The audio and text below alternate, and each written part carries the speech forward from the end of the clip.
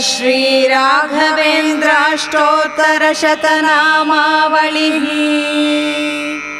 ॐ स्ववाग्देवता सरिसद्भक्तविमलीकर्त्रे नमः।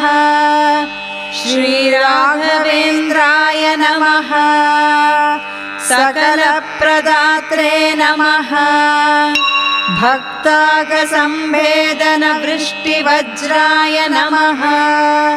क्षमासुरेन्द्राय नमः। हरिपादकञ्जनिषेवणाल्लब्धसमस्तसम्पदे नमः। देवस्वभावाय नमः। दिविजद्रुमाय नमः। इष्टप्रदात्रे नमः। भवस्वरूपाय नमः। भवदुःखतूलसङ्घाग्निचर्याय नमः।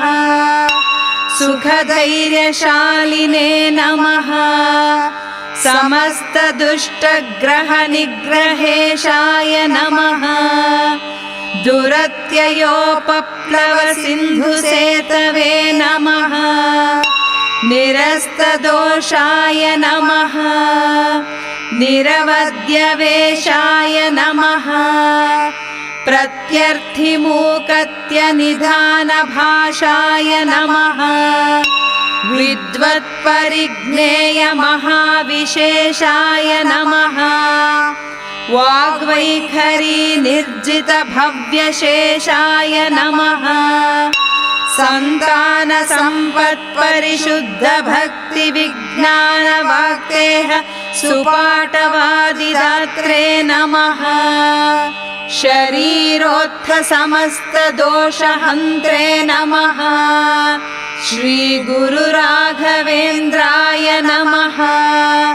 तिरस्कृतसुरनदीजलपादोकमहिमवते नमः।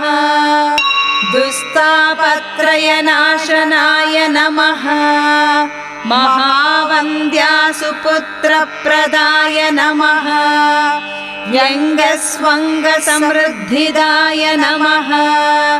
ग्रहमहापापागहाय नमः।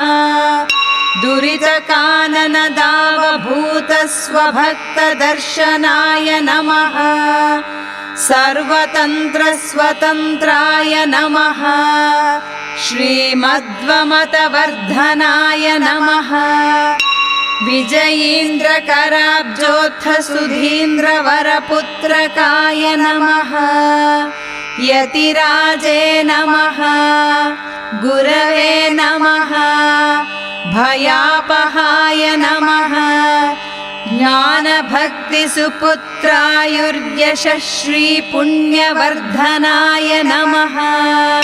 प्रतिवादिजयस्वान्तभेदजिह्नादराय नमः।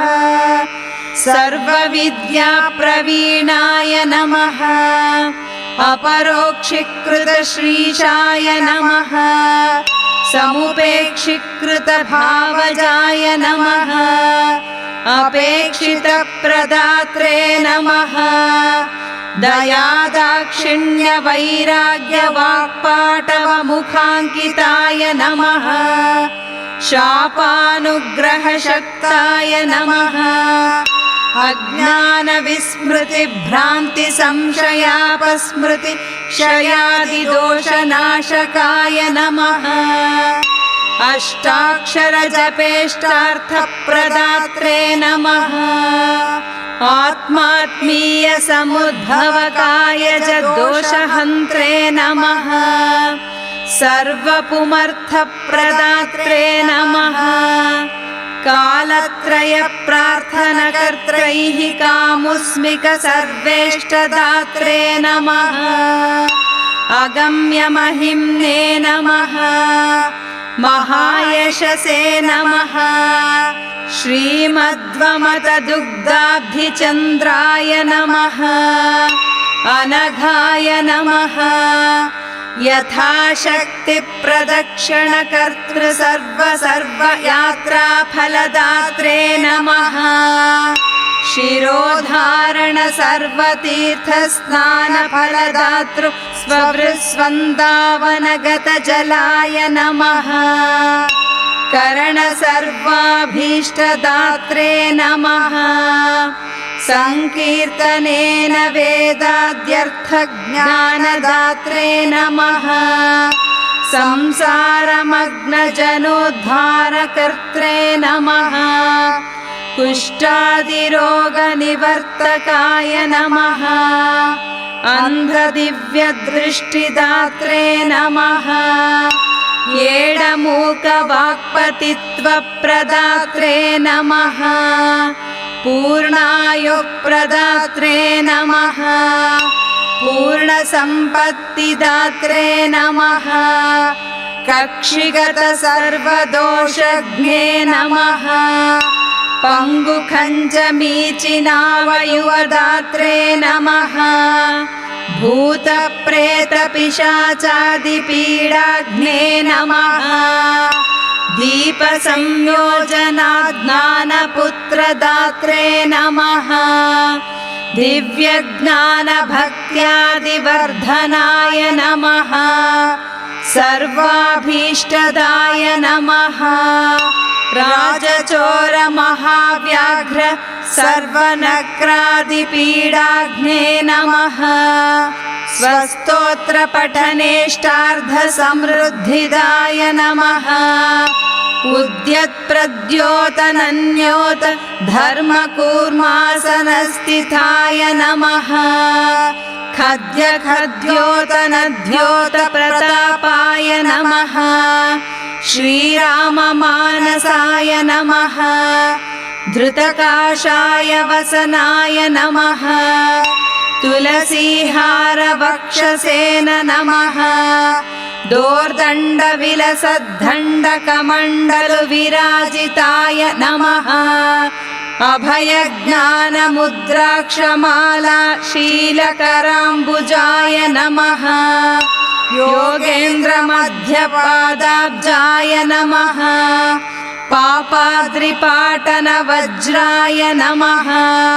क्षमासुरगणाधीशाय नमः। हरिसेवाब्धसर्वसम्पदे नमः।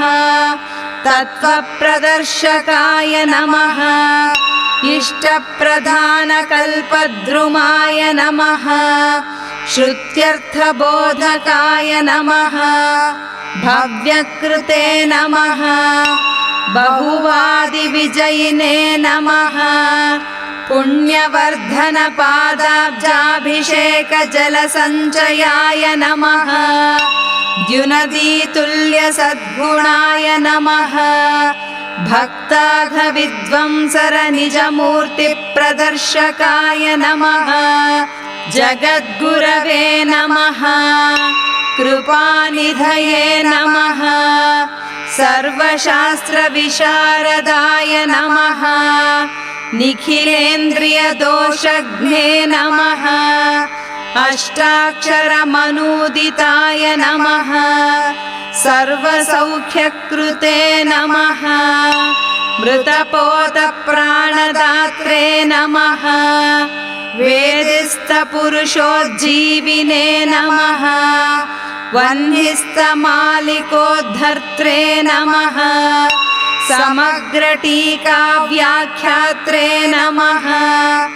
भाट्टसङ्ग्रहकृते नमः।